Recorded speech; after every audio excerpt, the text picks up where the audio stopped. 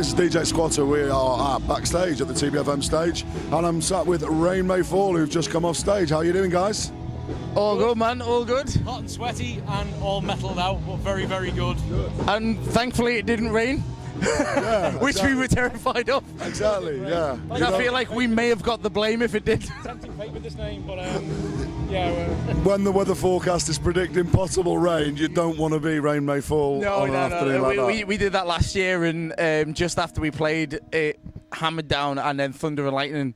And then the outside stage got cut off because the lightning hit the power and cut it off.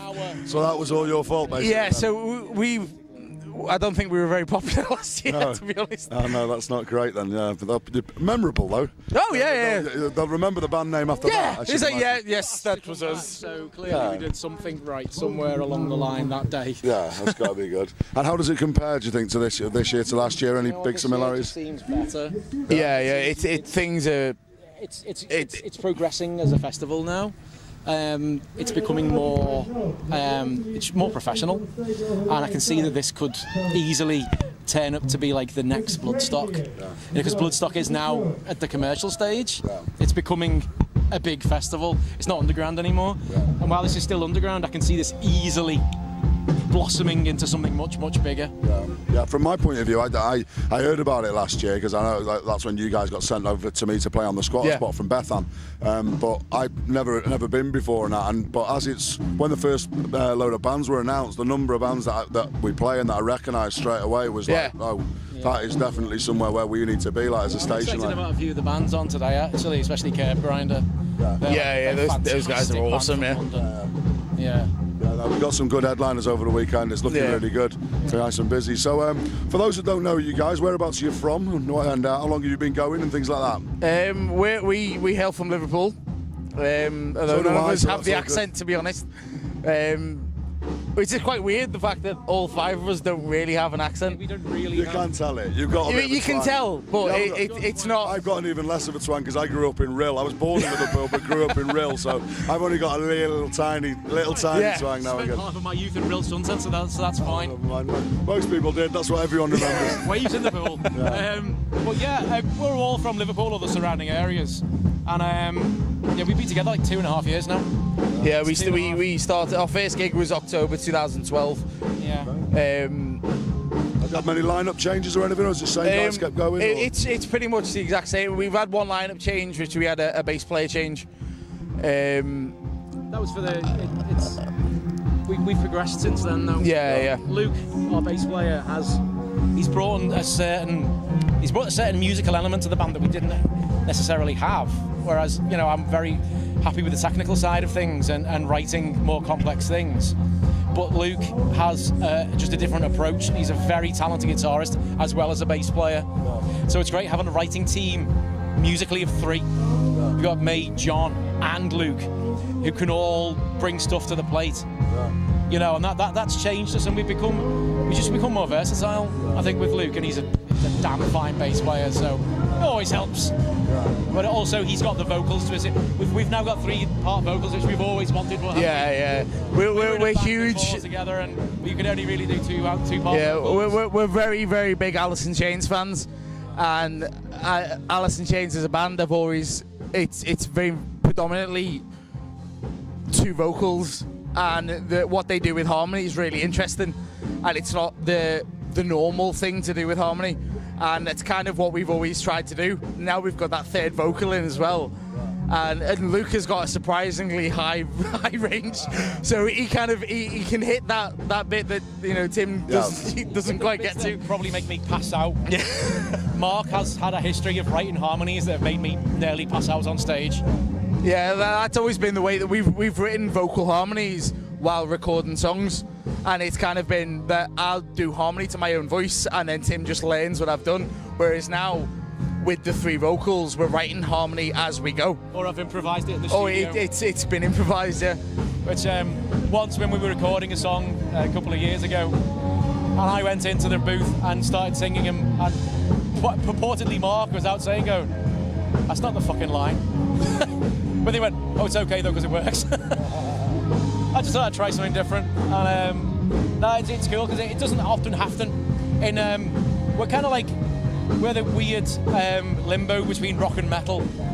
As we do a lot of rock stuff, we do a lot of metal stuff. Dave, our drummer, is a metal drummer really, whereas I'm probably a rock guitarist with metal influences. And it's weird because we're that crossover, but you don't see many bands doing 3-part harmony or 2-part harmony really. It's not very often in this kind of music, and I think that's where that's the route we've purposely gone down. It's what Mark and I like doing anyway, because we are such we got together as musicians because of Alice in Chains really. Yeah, we're very much grunge guys. Playing acoustic Alice in Chains covers, I think that's how we started many years ago. We've been in bands for a long time, like, so. It's good. And I noticed there was a bit of a flurry for your CDs and your merch at the end of that. Tell us a little bit about them. Yeah, that was weird, wasn't it? It was quite good. There's not many. There's been. It was fantastic, but very unexpected. Yeah, I think it's I felt we brought it on stage then, and what we like to do every time we play, we like to just bring it and give it everything, because we wouldn't be a band if it wasn't for people watching, and we owe them. We always owe the audience, and we never go on stage going, can't be arsed. Maybe backstage someone's going, oh, I'm just knackered it. We get on stage, boom, we go for it, and we give 100% every time, don't we? Yeah, as the Concords would say, it's business time. It is business time. You put your game face on and you give it all, and I think that makes a difference. And you try and interact with the audience as well, as we did. And have a laugh with them, and it's they're clearly cool guys out there in the audience. Yeah, I think having a great time. That's been the main difference from last year, to be honest. That more people have kind of jumped onto the bandwagon, and they've made the trip out here, and it's made all the difference. I think that was the problem last year, that there wasn't as much of a crowd as there is now. Wasn't it? It's Whereas like this year, so obviously with the likes of yourselves getting involved and like Headbangers as well, and it's brought a lot more people. I think with TBFM involved. Headbangers balls involved, it's become now something different. It's something different now. It's evolved. That was what I said before. It has evolved now, and it's become you're playing Out of the Ashes. Whereas last year it might be you're playing Out of the Ashes. What's that? But now it's you're playing Out of the Ashes. Wow, how'd you get on that? I was like, I played it last year. But like. Hopefully, we get invited back next year, because we'll absolutely, smash it again next year. We fully intend to anyway. We hope to. But it's people selling the album, buying the EP, but also we don't sell it at a massive price. We only charge £3 for our EP, because I've seen bands charge a tenner for a 4-track EP, and that's you can't do that. You're not HMV. No, I think the main thing is that I think we ourselves we're really big music fans, and we have that in mind whenever we do anything. What would I pay for this? It's like and also I love CDs still. Yeah, I think that's the thing. With all iTunes and downloads and stuff, I think you can't beat having a physical copy or something, because you miss out on the artwork and.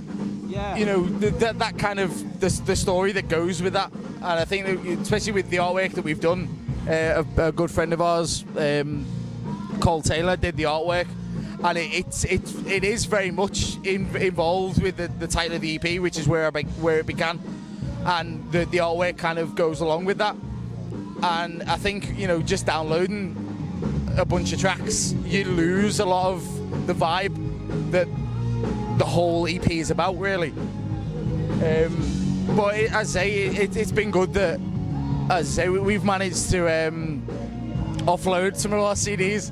I don't know whether, I don't know what happened there. That was really bizarre.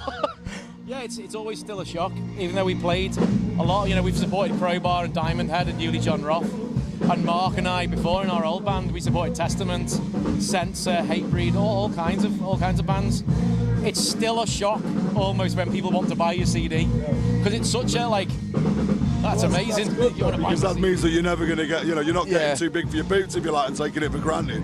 I think that's the thing. I think because we are very big music guys. Themselves too seriously, or get a bit self-righteous, and that's it's hard to take us. It's hard to get us to be serious most of the time. Yeah, I think that is the main problem. We've been for ages.